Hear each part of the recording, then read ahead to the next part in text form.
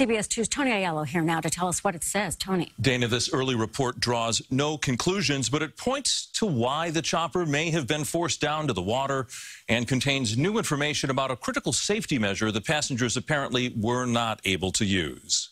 Pilot Rick Vance was the sole survivor and the only person on board the AS-350 chopper who was wearing a seatbelt but not a harness restraint.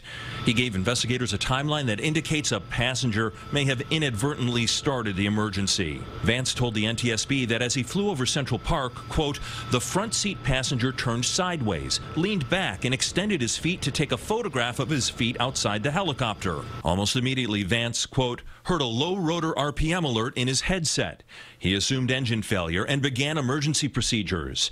At one point before crash landing, reaching for the emergency fuel cutoff lever, but it was already switched off. Quote, he also noted that a portion of the front seat passenger's tether was underneath the lever, indicating that passenger may have inadvertently cut off the fuel while leaning back in the cockpit.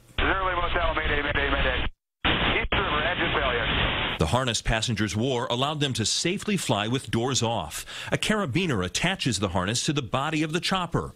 Passengers are instructed to use a cutting tool like this in the event of an emergency. Vance told the NTSB he, quote, pointed out where the cutting tool was located on their harness and explained how to use it.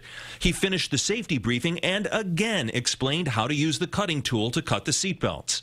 But it appears none of the passengers could do that. All 5 drowned after the chopper listed to the left and went belly up.